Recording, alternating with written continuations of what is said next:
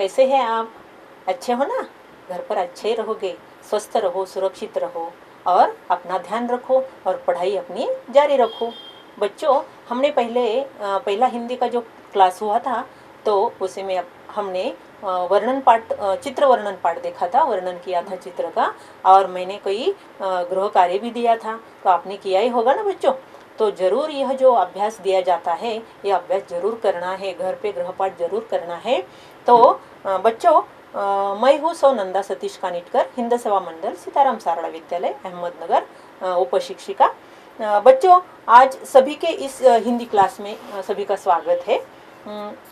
आप घर पर रहकर अपनी खुद की ही सुरक्षितता देखो और घर वालों को भी सुरक्षित कैसे रहेंगे इसके बारे में थोड़ी सी घर वालों को भी मदद करो।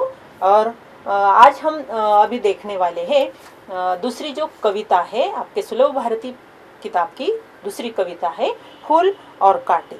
तो फूल और कांटे यह जो कविता है, इसके कवि जो है, इनका नाम है अयोध्या सिंह उपाध्याय हरिओंध।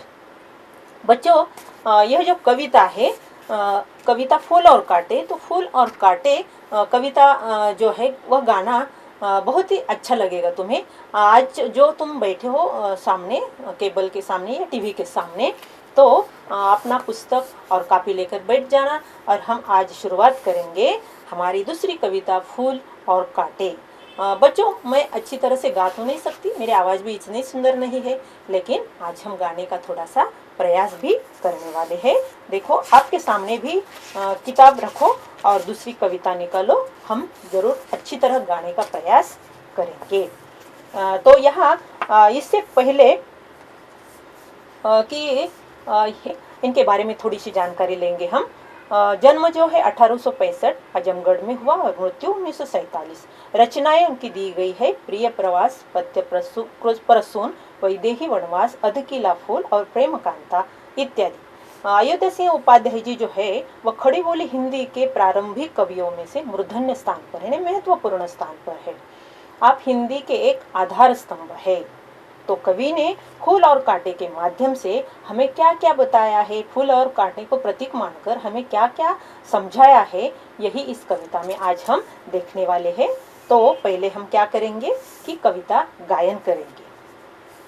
है जन्म लेते जग हमें एक ही पौधा उन्हें है पालता, रात में उन पर चमकता चांद भी एक ही सी चांदनी है डालता। मेह उन पर है बरसता एक सी उन पर हवाएं है बही, पर सदाई यह दिखाता है हमें ढंग उनके एक से होते नहीं। है जन्म लेते जग हमें एक ही पौधा उन्हें है पालता, छेद कर काटा किसी की उंगलियां, फाड़ देता है किसी का वरवसन। प्यार टूबी तितलियों के पर कतर, भोर का है वेद देता शाम तन। है जन्म लेते जग हमें एक ही पौधा उन्हें है पालता, फूल लेकर तितलियों की गोद में भोर को अपना अनूठा रस पिला, निज सुगंध और निराले रंग से है सदा देता कलीच की खिला। है जन्म लेते जग हमें एक ही पौधा उन्हें है पालता, है खटकता एक सबकी आँख में, दूसरा है सोहता सुर शीस पर। किस तरह कुल की बड़ाई काम दे, जो किसी में हो बड़प्पन की कसर। है जन्म लेते जग हमें एक ही पौधा उन्हें है पालता, एक ही पौधा उन्हें है पालता, एक ही पौधा उन्हें है पालता। बच्चों, अभी हमने ये जो कविता गाकर बताई है आपको, आपने भी गाया ना हमारे साथ। अच्छा, तो अभी हम क्या करेंगे, इस कविता में जो भी शब्दार्थ आए हैं, शब्द जो कठिन शब्द आए हैं, एक बार उनका वाचन करेंगे और फिर बाद में हम कविता का अर्थ समझ लेंगे। हाँ, तो यहाँ मेह यानी क्या है? मेह यानी बादल, वर का मतलब होता है श्रेष्ठ या सुंदर, वसन यानी वस्त्र, वस्त्र, वेदना यानी घायल करना, भौर, भौर का मतलब क्या है, भवरा, जी यानी मन, सोहना यानी शोभा देना, शीश यानी सिर, सुर यानी देवता, और बड़प्पन का मतलब होता है महत्व। इसमें एक मुहावरा भी आया है, जी की कली खिलना, जी की कली खिलना यानी खुश होना। तो बच्चों अभी हम कविता का भावार्थ देखने वाले हैं। तो कवि ने इस कविता से हमें फूल और कांटे को प्रतीक मानकर व्यक्ति का जो व्यवहार होता है, व्यक्ति के व्यवहार के विषय के बारे में हमें बताया है। क्या कहना है कवि का, कि यह स्पष्ट किया है कवि ने कि मनुष्य विशिष्ट फूल में जन्म लेने से बड़ा नहीं बनता। उसे बड़ा बनने के लिए उसका जो कर्तव्य है, उसका जो कर्म है, वह अच्छा होना चाहिए या बड़ा होना चाहिए, तभी ही मनुष्य जीवन में बड़ा बन जाता है। तो इसके लिए कवि हमें फूल और कांटे का प्रतीक मानकर, कांटे को प्रतीक मानकर हमें क्या क्या बता रहे हैं। देखो, है जन्म लेते जगह में एक ही पौधा उन्हें है पालता, रात में उन पर चमकता चांद भी एक ही सी चांदनी है डालता। कवि इसमें क्या कहते हैं हमें, कि है जन्म लेते जगह में एक ही, फूल और कांटा दोनों एक ही जगह जन्म लेते हैं, एक ही जगह वह पालते हैं, ने पौधा ही उन्हें पालता है, बड़ा करता है ना। तो पौधा उन्हें क्या करता है, पालता है। तो भी रात भर जो चमकता चांद होता है आकाश में, वह भी क्या करता है, अपनी चांदनी जो होती है, चांदनी का प्रकाश जो होता है, वो दोनों पर ही सरिका ही यानी समान रूप में ही वह क्या करता है, दोनों को समान रूप में प्रकाश देता है, चांदनी देता है। तो कवि कहते हैं एक ही जगह पलकर ही बड़े हो रहे हैं कांटा और फूल, दोनों को एक जैसी ही चांदनी मिल रही है। दोनों को भी पौधा क्या करता है, पालता है यानी बड़ा करता है। यही इन दो चार पंक्तियों का यही अर्थ है कि फूल और कांटा एक ही पौधे पर बड़े हो रहे हैं, उन्हें एक जैसा ही समान रूप में चांदनी मिल रही है। और क्या हो रहा है, चांदनी यानी रात में चमकता चांद भी उन्हें एक जैसी ही रोशनी दे रहा है, यही इसका अर्थ है। और मेघ उन पर है बरसता एक सा, कभी आगे चलकर क्या कहते हैं, मेघ उन पर है बरसता एक सा। मेघ यानी क्या, मेघ का मतलब होता है मेघ, बादल। तो बादल भी क्या करता है, एक जैसी ही बरसात दोनों को देता है। एक सी उन पर हवाएं है बही, बहती हवा जो होती है वह भी दोनों को एक जैसी ही मिल जाती है। पर सदा ही यह दिखाता है हमें, पर सदा ही हमेशा हमें क्या दिखाई देता है, कि ढंग उनके एक से होते नहीं। दोनों एक जगह पलते हैं, एक जगह बड़े होते हैं, उन्हें एक जगह एक तरीके से यानी समान रूप में उन्हें चांदनी मिलती है, हवा भी मिलती है, लेकिन उनके ढंग यानी उनके स्वभाव जो है वह एक जैसे नहीं होते। यही बात हमें ध्यान में रखनी है कि यदि सदा ही वह दिखाता क्या है हमें, कि ढंग एक से जैसे उनके नहीं है, एक जगह पलकर बड़े होते हैं, लेकिन उनके स्वभाव जो है वह कैसे है, अलग अलग है। यही बात यहाँ हमें ध्यान में रखनी है। यह इन पंक्तियों का भावार्थ है। छेद कर कांटा किसी की उंगलियां छेदना, यहाँ कांटा क्या करता है, छेद कर कांटा किसी की उंगलियां। अगर फूल तोड़ने के लिए कोई जाता है तो पहले क्या करता है, कांटा उनकी जो उंगलियां होती है उसे काट देता है ने। छेद कर कांटा किसी की उंगलियां फाड़ देता है किसी का वर वसन। कांटा क्या करता है, किसी के हाथ को छेद देता है, उंगली को छेद देता है, उसका वर वसन फाड़ देता है। वर वसन यानी सुंदर सुंदर श्रेष्ठ जो वस्त्र होते हैं, वस्त्र जो होते हैं ना, कपड़ा होता है ना, तो उसे भी फाड़ देता है यह कांटा। प्यार डूबी तितलियों के पर कतर, फूलों से आकर्षित होकर जब तितलियां फूल के पास आ जाती है तो तितलियों के पर कतर पर भी वो फाड़ देता है। यानी यह जो कांटा होता है दूसरों को दुख देता रहता है, उनका वसन यानी वस्त्र भी फाड़ता है, उनकी उंगलियां भी काटता है। प्यार डूबी तितलियां जब आ जाती है फूलों के पास आकर्षित होकर, तो क्या करता है, उनके पर भी काट देता है, पंख भी काटता है। भौर काहे वेद देता श्याम तन, भौर यानी भौरा।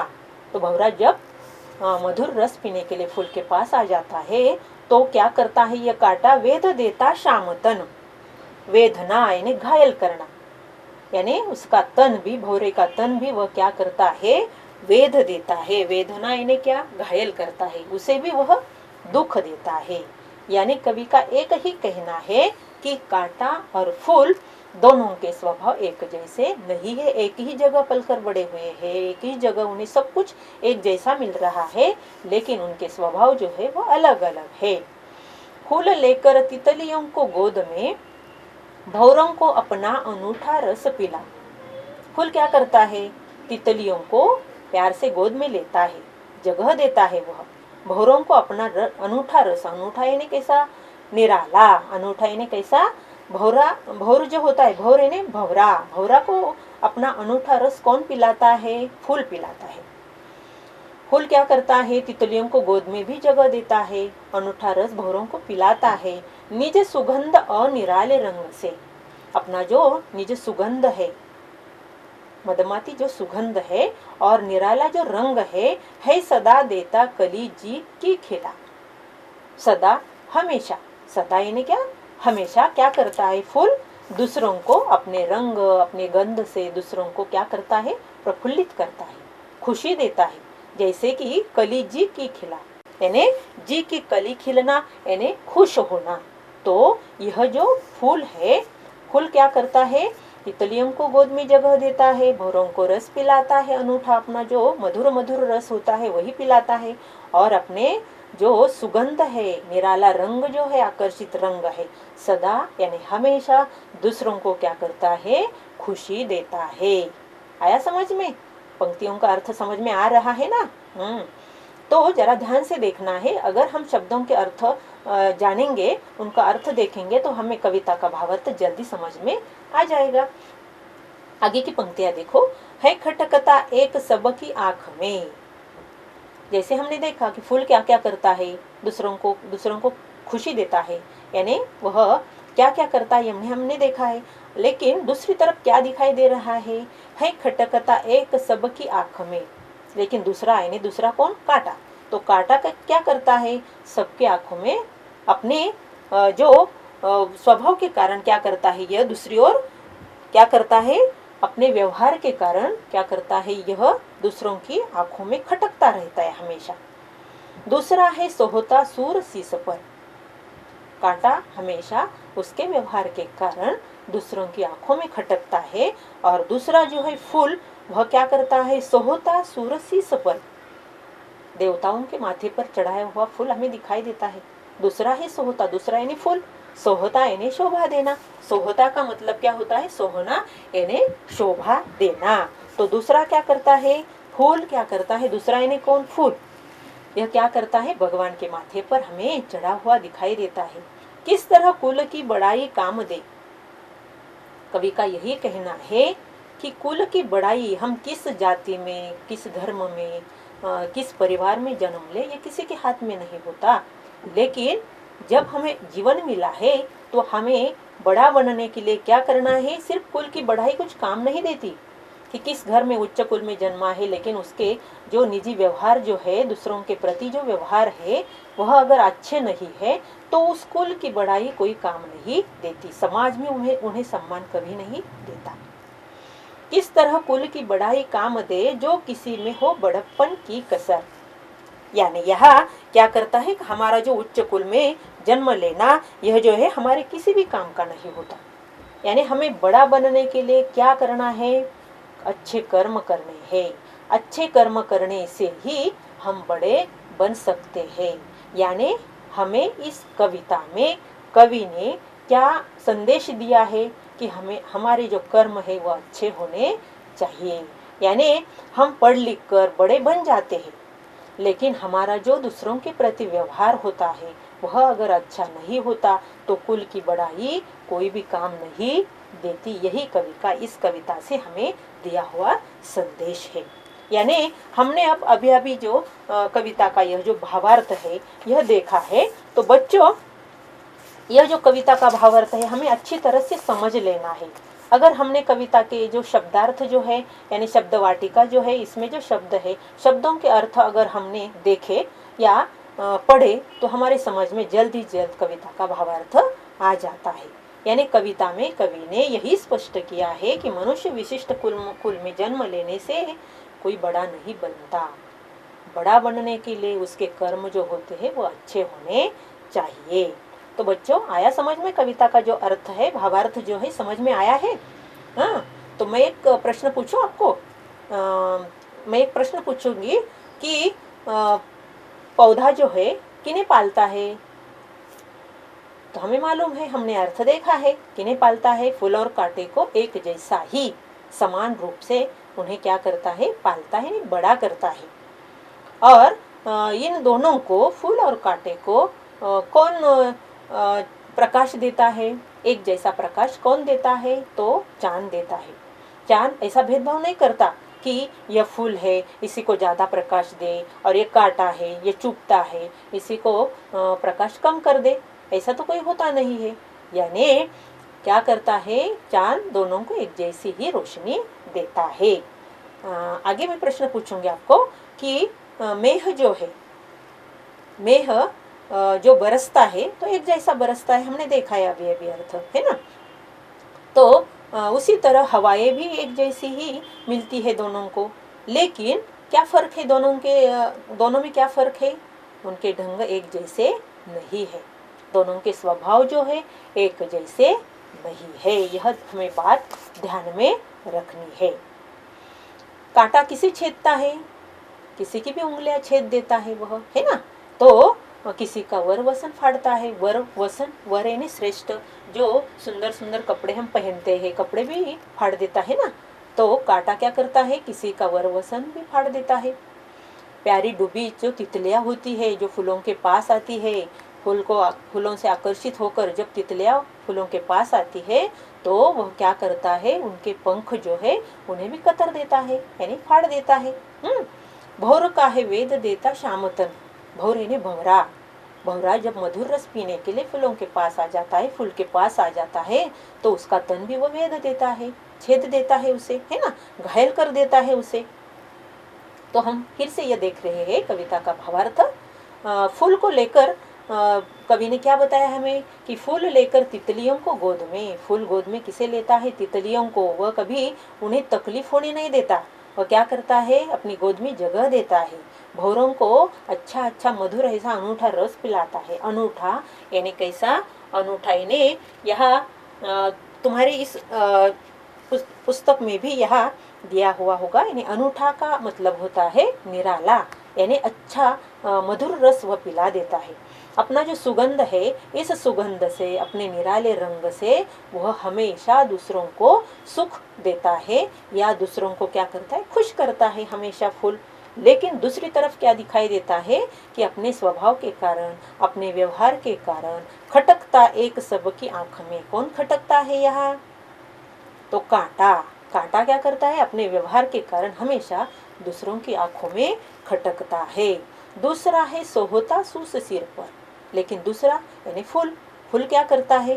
भगवान के माथे पर शोभा देता है ना, शोभा देता है। भगवान के चरणों में चढ़ाया जाता है, भगवान के शीश पर चढ़ाया जाता है फूल, है ना। तो किस तरह ये कुल की बढ़ाई काम दे? कभी आखिर हमें प्रश्न पूछते हैं कि किस तरह कुल की बढ़ाई काम दे? अगर हमारे कर्म अच्छे हो तो हमें अच्छा सम्मान मिलने वाला है। लेकिन इस प्रकार अगर खटकता रहे, दूसरों के प्रति व्यवहार अच्छा नहीं रहे, तो क्या कुल की बढ़ाई कुछ काम नहीं देती। जो किसी में हो बड़प्पन की कसर, यानी ऐसा जो बड़प्पन है, महत्व है, किसी काम का नहीं है।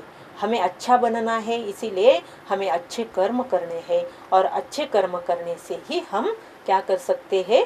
अच्छा सम्मान प्राप्त कर सकते हैं। समझ में आई कविता? कविता का भावार्थ समझ में आया बच्चों?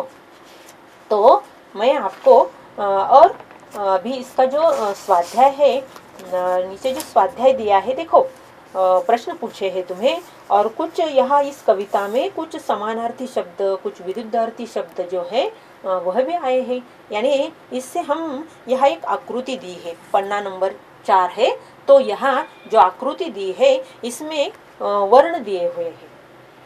और क्या पूछा है? इससे समानार्थी और विरुद्धार्थी शब्द की जोड़ियां ढूंढो और लिखो। जैसे कि हम यहाँ कई जोड़ियाँ बता देती हूँ मैं आपको, और आपको भी कई जोड़ियाँ ढूंढनी है, समानार्थी शब्दों की भी और विरुद्धार्थी शब्दों की भी। जैसे कि पुष्प, देखो पुष्प यह जो शब्द है, इससे अगर हमने ढूंढा तो उसका समानार्थी शब्द कौन सा है, यह हमें दिया है। इसमें पुष्प का समानार्थी शब्द जो है फूल है ना। उसी प्रकार यह जो वर्ण दिए हुए हैं, इन वर्णों में से दूसरा शब्द ढूंढ निकालने का है, ढूंढना है दूसरा। तो जैसे कि मेघ, मेघ यानी क्या, बादल। तो मेघ का बादल यही समानार्थी शब्द है, इसे मेघ भी कहा जाता है। यानी एक ही शब्द के अनेक अर्थ हम क्या करते हैं, ढूंढ सकते हैं, है ना। तो यहाँ जो इसमें इस आकृति में दिए हुए जो वर्ण है, इससे हम ढूंढेंगे। तो जैसे मेघ, इसको शब्द ढूंढा है बादल, है ना। और आगे का शब्द जो है, इसमें और भी शब्द निकाल सकते हैं हम। जल, जल का मतलब होता है पानी, और पानी जो है, पानी इसी आकृति से हम अच्छी तरह से ढूंढ कर निकाल सकते हैं। यह पानी यही समानार्थी शब्द जल का है। जैसे रास्ता, मार्ग, इसी प्रकार हम बहुत सारे शब्दों की एक सूची बनाएं, है ना। तो यहाँ सूची अगर हमने बनाई तो बहुत ही बड़ी सूची बन जाएगी। जैसे कि मैं आपको यहाँ बता रही हूँ कि कोई समानार्थी जो शब्द है, यहाँ मैं बता रही हूँ कि जैसे पुष्प, फूल, मेघ, बादल, जल, पानी, रास्ता, मार्ग, चंद्रमा, चांद, वायु है, इसमें शब्द भी है ना कविता में। इसके लिए हवा उसका पर्यायवाची या समानार्थी शब्द है। वस्त्र, वसन, शीश, सिर, तन, शरीर, आँख, नेत्र। देखो बच्चों, हमने इस कविता में जो कोई शब्द मिले हैं, इसके समानार्थी तो ढूंढ लिए हैं। इसी प्रकार आप भी 20-20 शब्द, समानार्थी शब्दों का संग्रह अच्छी तरह से ढूंढना है, निकालना है। इसी से हमारा शब्द ज्ञान भी बढ़ेगा, है ना, शब्द संसार भी बढ़ने वाला है। तो हमें यही काम घर पे करना है। हम जब स्वाध्याय लिखेंगे, यानी आप जब घर पे यह कविता जो है, कविता गाएंगे, कविता पठन करेंगे, कविता का जो स्वाध्याय है वह भी लिखने वाले हैं। और बाद में समानार्थी जो शब्द है, समानार्थी शब्द भी ढूंढकर हमें ज़्यादा से ज़्यादा कितने हो सकते हैं हमारे समानार्थी शब्द, इसके जैसे हम ढूंढ सकते हैं। अच्छी तरह से हमारा अपना समय अच्छी तरह से बिता सकते हैं। बाद में बच्चों, यहाँ इस कविता के नीचे, यानी जैसे मैंने कहा कि वर्णों की सहायता से यह विरुद्धार्थी शब्द भी दिए गए हैं। जैसे कि रात, रात का विरुद्धार्थी शब्द कौन सा है, तो दिन, है कि नहीं। एक, अनेक, छोटा, बड़ा, जय, पराजय, कांटा, फूल, प्यार, घृणा, शाम, श्वेत, श्वेत। तो इस प्रकार यह भी विरुद्धार्थी शब्दों जो हमने यहाँ से निकाले हैं, यानी इसी आकृति से वर्णों की सहायता से यहाँ भी विरुद्धार्थी शब्द बने हुए हैं। तो हम इसके जैसे और भी ज़्यादा शब्दों का संग्रह करेंगे और हमारा शब्द ज्ञान भी बढ़ेगा, शब्द संसार भी बढ़ने वाला है। तो हमें ध्यान में रखना है कि हमें क्या क्या करना है, हमारा गृह कार्य पूर्ण करना है। अगर हम अच्छी तरह से हमारा गृह कार्य पूर्ण करेंगे तो आपको ज़्यादा से ज़्यादा इस जो समय का, लॉकडाउन का जो समय है, इसका हमें ज़्यादा से ज़्यादा आपको फायदा होने वाला है। बच्चों, हम आपके मार्गदर्शन के लिए है ही, लेकिन जो यहाँ पढ़ाया जाता है तो अध्यापक अध्यापिका जो पढ़ाते हैं उसे ध्यान से देखना है, ध्यान से सीखना है, बारीकी से देखना है, निरीक्षण करना है, क्या क्या हमें बताया गया है इसके बारे में जरा घर पे भी कुछ अभ्यास जरूर, सराव जरूर करना है, प्रयास जरूर करना है। यह तुम्हें कई एक वाक्य में उत्तर लिखो, इस प्रकार के प्रश्न आए हुए हैं जो कि मैंने आपको जब कविता का भावार्थ बताया है उसी में ही बताया है। जैसे कि फूल किनको गोद में ले लेता है, तो किनको गोद में ले लेता है, झट से आपके उत्तर आ जाने वाले हैं, मुझे मालूम है। जैसे कि तितलियों को, तो फूल तितलियों को गोद में लेते हैं। बड़प्पन की कसर रह जाने पर क्या काम नहीं देती। अगला प्रश्न पूछा है कि बड़प्पन की कसर रह जाने पर क्या काम नहीं देती, तो कुल की बड़ाई, है कि नहीं। अगर कोई अच्छा बर्ताव नहीं करता, दूसरों के प्रति व्यवहार उसका अच्छा नहीं है, तो कुल की बड़ाई किसी भी काम की नहीं है ना। कौन एक सा बरसता है, तो हमने देखा कौन बरसता है, मेघ, मेघ यानी मेघ, मेघ यानी बादल। तो यहाँ मेघ क्या करता है, फूल और कांटे को दोनों को भी एक सा, दोनों पर ही एक जैसा ही बरसता है, पानी देता है ना। तो फूल किसको रस पिलाता है, भौरों को, फूल किसको रस पिलाता है? भौरों को, तितलियों को गोद में लेता है, भौरों को रस पिलाता है। यानी फूल का जो व्यवहार है दूसरों के प्रति कैसा है? अच्छा है ना। और कांटा जो है, कांटा क्या करता है? दूसरों को खटकता रहता है। यानी वह उसके जो बर्ताव के कारण दूसरों के साथ जो व्यवहार करता है, इसके कारण यह जो फूल है हमेशा आंखों में खटकता ही रहता है। यानी हमें जो इस कविता हमने आज जो पढ़ी है, तो इस कविता में, कविता के माध्यम से कवि ने हमें व्यक्ति को एक दूसरे के साथ किस प्रकार का व्यवहार करना है, या अच्छा जीवन में अच्छा बनना है, अच्छे कर्म करने हैं, इससे ही हमारा नाम समाज में सम्मान पूर्वक लिया जाएगा, या हमारा समाज जो है वह सम्मान करेगा। तो बच्चों, एक बात हमेशा ही ध्यान में रखने है कि हम फूलों की तरह दूसरों के साथ बर्ताव करें। यानी दूसरों के प्रति हमारे मन में अच्छे विचार हो, उनके साथ जो बर्ताव, दूसरों के प्रति अच्छा व्यवहार हो, ताकि हम अच्छा बन जाए और बड़ा ही बन जाए। आई समझ में कविता बच्चों? हाँ, तो आपको घर पे रहकर यह कविता फिर से पढ़नी है, स्वाध्याय लिखना है, अच्छी तरह से यह पठन करना है ना, शब्दों के अर्थ लिखने हैं और ज़्यादा से ज़्यादा इस उपक्रम का फायदा भी लेना है। तो समझ में आया? सभी बच्चे अच्छी तरह से घर वालों को या घर के लोगों को तंग ना करके अच्छी तरह से अपना जो स्वाध्याय है वो पूरा करेंगे और अच्छी तरह से अध्यापन की ओर अध्ययन करेंगे और अध्यापकों से अच्छी तरह से मार्गदर्शन भी लेंगे।